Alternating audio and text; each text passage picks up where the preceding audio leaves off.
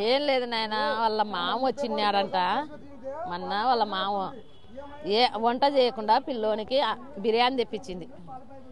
మీ నాయన వచ్చేది ఒక మాట చెప్పకూడదా రవి? నాకు నేను మీ నాయనకు కూడా తెప్పిస్తుంటే అనిందంట. అంటే మా నాయన వచ్చేది నాకు తెలుసా?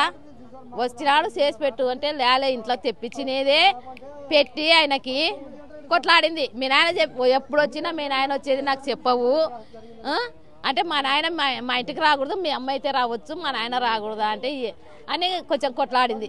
నాకు ఎదురు మల్లుకుంటావా నువ్వని తల్లి ఎదురుగానే కొట్టినాడు, వాళ్ళ అమ్మ ఎదురుగానే కొట్టినాడు. ఏ నాయన నా పిల్లని నా ఎదురుగానే కొడతావు అంటే, నువ్వెందుకు వచ్చినావు నా ఇంటికి నువ్వు రాకూడదు అంటే పిల్లని ఇచ్చినాయేమో తల్లి పోకుండా ఉంటుందా?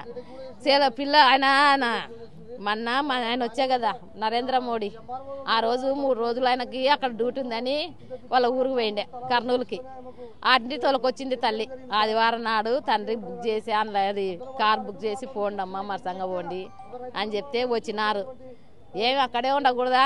ఎవరు రమ్మన్నారు నిన్ని అంటే, నాకు తెలుసులే పిల్లోని చదివించేది నువ్వు చెప్పకుండా నేను వస్తాను, నువ్వు అలసాల్సిన పనిలే అని కూడా మాట్లాడింది.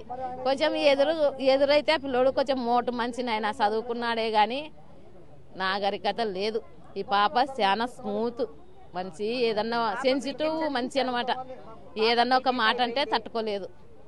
ఏమన్నాడు ఆ పిల్లని ఆడే చేసినాడు, ఆ పిల్లని చేసుకుందా మాకైతే తెలియదు నాయన. పిల్లోని అంత దారుణంగా 4 సంవత్సరాల పిల్లోని అంత దారుణంగా చంపేస్తే యాయవ్వ తాతలు తట్టుకుంటారు నాయన.